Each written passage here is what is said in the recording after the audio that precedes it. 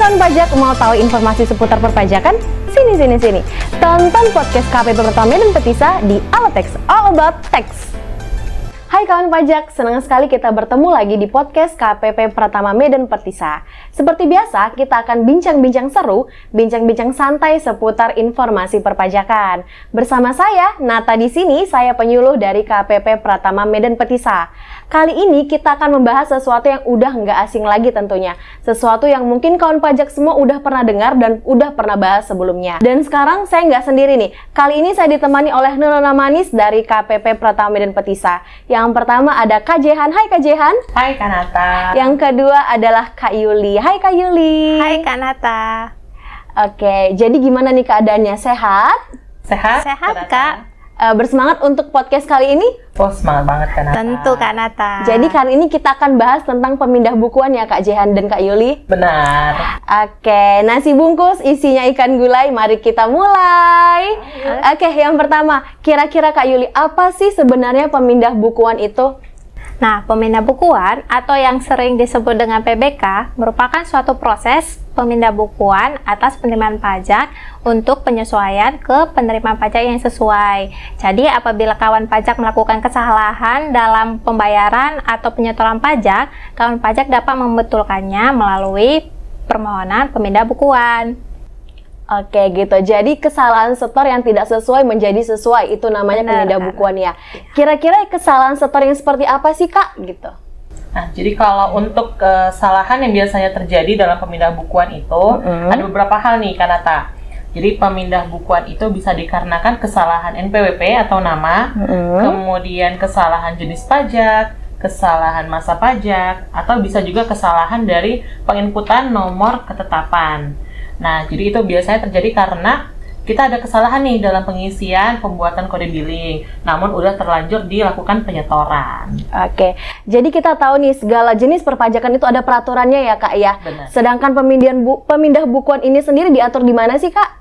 Nah, jadi kalau untuk pemindah bukuan ini diatur di Peraturan Menteri Keuangan Nomor 242 Tahun 2014 tentang tata cara pembayaran dan penyetoran pajak. Nah, untuk pemindah bukuan ini lebih rincinya diatur di bagian ketiga, yaitu tentang tata cara pembayaran dan penyetoran pajak melalui pemindah bukuan yang ada di pasal 16 sampai dengan 19 Kanata. Oke, jadi di PMK 242 tahun 2014 dan poin pentingnya itu ada di pasal 16, 17, 18, dan 19 ya, yang mengatur khususnya yang namanya pemindah bukuan. Benar begitu? Benar.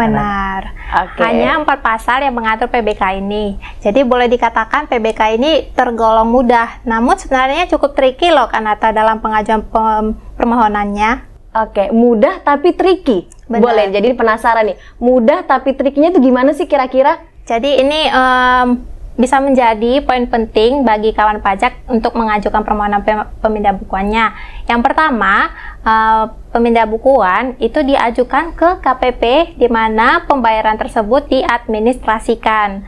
Nah, yang kedua, permohonan PBK itu diajukan oleh wajib pajak penyetor dalam hal nama dan NPWP yang tertera dalam bukti penerimaan pajaknya itu tidak sesuai dengan nama penyetornya. Nah, maka yang berhak mengajukan pemindah bukuannya itu si wajib pajak penyetornya. Contohnya, setoran pajak yang dipungut oleh pihak tertentu yang ditunjuk sebagai pemungut pajak seperti instansi pemerintah, BUMN. Nah, dalam hal ini yang berhak melakukan pengajuan permohonan pemindah bukuannya itu adalah si pemungut atau si pembuat kode billingnya. Yang ketiga, PPK atas NPWP cabang yang telah dihapus. Permohonannya itu dapat diajukan oleh wajib pajak pusat. Nah, yang keempat, permohonan atas NPWP yang telah dilakukan penggabungan usaha atau merger. Permohonannya dapat diajukan oleh surviving company-nya atau entitas baru hasil mergernya atau si pihak yang menerima hasil penggabungannya. Yang terakhir, permindahan pembukuannya ini diajukan atas setoran pajak yang belum diperhitungkan pada pajak terutang, begitu Kak. Cukup ringkas, padat, dan juga jelas ya Kak. Benar. Kira-kira nih untuk mengajukan permohonan pemindah bukuan ini, apa aja sih syaratnya Kak Jehan? Nah, jadi untuk permohonan pemindah bukuan ini, Kak, ada beberapa lampiran yang harus dilampirkan oleh para wajib pajak. Nah, yang pertama itu adalah bukti penerimaan negara atau SSP. Nah, jadi kalau dulu tuh sebelum zaman digital kayak gini, nah itu masih menggunakan SSP lembar pertama. Tapi karena sekarang udah makin canggih, nah jadi kita nggak butuh SSP lagi nih Kak Nata. Kita udah bisa pakai screenshot dari mobile banking ataupun bukti setoran yang dari pos ataupun bank tempat wajib pajak membayar. Kemudian yang kedua ada asli pemberitahuan pabean impor, asli dokumen cukai, atau asli surat tagihan atau surat penetapan dalam hal permohonan PBK diajukan atas SSPCP, yaitu surat setoran pabean, cukai, dan pajak. Nah, yang ketiga adalah fotokopi KTP, penetor, atau pihak penerima pemindah bukuan kalau permohonan PBK ini diajukan untuk setoran yang tidak mencantumkan NPWP atau mencantumkan angka 0 pada 9 digit pertamanya. Nah, yang keempat adalah fotokopi dokumen identitas penyetor atau dokumen identitas wakil badan dalam hal penyetor ini melakukan kesalahan pengisian NPWP. Dan yang terakhir, ada surat pernyataan dari wajib pajak yang nama dan NPWP-nya tercantum dalam bukti pembayaran yang menyatakan bahwa setoran tersebut sebenarnya bukan pembayaran pajak untuk kepentingan sendiri dan wajib pajak tidak keberatan untuk dilakukan pemindah bukuan. Ini khusus untuk pemindah bukuan ke NPWP yang berbeda ya Kak. Oke, jadi dari menurut case-case yang pernah Kakak temui nih, ada nggak dokumen pendukung lagi yang dibutuhkan untuk memindah bukuan ini Kak? Nah, jadi sepengalaman ini Kak, ada memang beberapa case tertentu yang kita butuh nih dokumen lampiran dari WP untuk sebagai tambahan. Misalnya untuk pemindah bukuan atas PPHTB. Nah, itu ada case tertentu yang sebenarnya namanya yang diubah, jadi atas nama si A ke si B. Nah, kita biasanya mau lihat bukti pendukungnya itu di misalnya di akta jual belinya atau di sertifikat. Nah, kita minta itu fotokopinya Kak. Oke, jadi Kak Yuli nih, pernah nggak ada case yang misalnya dokumennya nggak lengkap atau persyaratan yang diminta itu nggak lengkap? Kira-kira bagaimana ya Kak Yuli? Ada Kak Nata, bahkan sering kita jumpai ya kawan pajak. Jadi untuk case lampirannya tidak lengkap, mengingat adanya jangka waktu penyelesaian PBK ini yaitu 21 hari kalender, maka petugas akan menghubungi wajib pajak untuk melengkapi lampiran tersebut. Namun apabila wajib pajak tidak merespon, maka petugas akan menolak permohonan pemindah bukuannya dan akan segera memberitahukan secara tertulis kepada wajib pajak. Jadi penting sekali ya kawan pajak untuk melampirkan nomor yang bisa dihubungi. Begitu Kak Nata. Oke, jadi kawan pajak perlu diingat, permohonan pemindah bukuan ini ditindaklanjuti paling lama 21 hari kalender, bukan 21 hari kerja. Dan terkait PBK ini, kan diajukan permohonan oleh wajib pajak. Kira-kira nih, ada juga nggak PBK yang diajukan secara jabatan? Bagaimana sih prosedurnya gitu? Nah, untuk PBK secara jabatan ya Kak Nata, itu dilakukan oleh petugasnya langsung atas kesalahan perekaman atau pengisian bukti pemindah bukuan yang tidak sesuai dengan permohonan si wajib pajaknya. Jadi, PBK secara jabatan ini dilakukan untuk memperbaiki kesalahan tersebut atau bisa disebabkan oleh hal lain Kak Nata. Oke, kira-kira nih Kak Jihan, ada lagi nggak tindak lanjut mengenai pemindah bukuan ini Kak?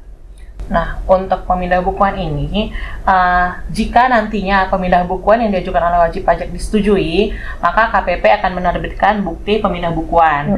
Nah, bukti pemindah bukuan ini nanti tercantum tuh nomornya CAT sekian. Nah, CAT sekian itulah yang wajib pajak inputkan saat mau memasukkan bukti bayar sebagai pengganti dari SSP-nya.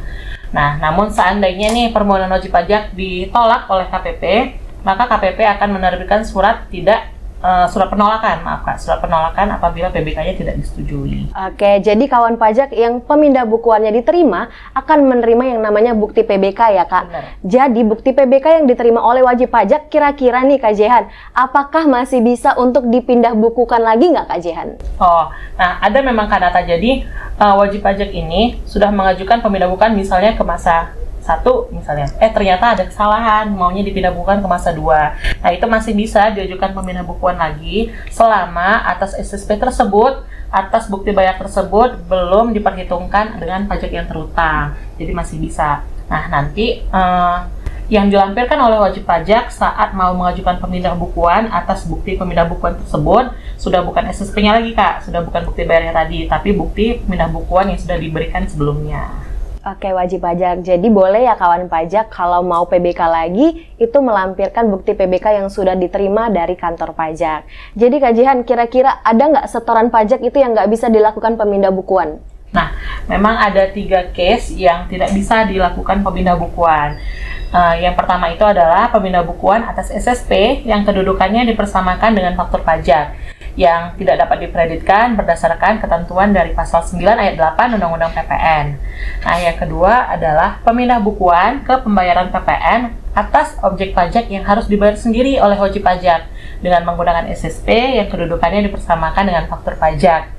Nah, yang ketiga adalah pemindah bukuan ke pelunasan bea meterai yang dilakukan dengan membubuhkan tanda bea meterai lunas dengan mesin teraan meterai digital. Itu kan, Kak. Jadi nih Kak Yuli, kira-kira mengenai tanggal pembayarannya ini bagaimana ya Kak Yuli? Untuk tanggal pembayarannya sendiri itu menggunakan tanggal bayar pada BPN-nya Kak, pada bukti penerimaan negaranya, atau tanggal bayar berdasarkan validasi MPN-nya. Jadi tidak menggunakan tanggal hasil bukti pemindah bukuannya. Oke, nah kawan pajak jadi nggak perlu khawatir ya mengenai tanggal-tanggalnya ini. Jadi nggak akan terlambat karena tanggal pembayaran pajak yang diakui adalah tanggal yang tertera pada BPN, bukan tanggal pada pengajuan PBK-nya ya Kak Yuli. Benar. Oke, kira-kira nih Kak Yuli, ada nggak yang menyebutkan bahwa permohonan PBK dapat diajukan secara langsung atau hanya melalui pos atau jasa pengiriman nih Kak Yuli? Karena kan apakah nggak bisa nih dilakukan secara online? Mengingat sekarang ini semuanya udah serba online ya Kak, pelaporan SPT udah online, beberapa permohonan juga udah online, belanja aja kita sekarang udah pengennya tuh online aja ya. Bagaimana dengan pemindah bukuan ini Kak Yuli? Nah, kabar baik untuk kawan pajak semuanya. Jadi sekarang PBK sudah bisa melalui online juga loh Kak. Jadi sejak 12 Desember 2022, DJP telah merilis suatu layanan yang namanya IPBK. Nah, IPBK ini sendiri merupakan singkatan dari elektronik pemindah bukuan. Sesuai dengan namanya, IPBK dapat diakses secara elektronik atau secara online. Jadi kawan pajak dapat mengajukan pemindah bukuannya dimanapun dan kapanpun, begitu. Oke, semakin canggih rupanya ya. Benar. Jadi kawan pajak ini namanya semakin dipermudah.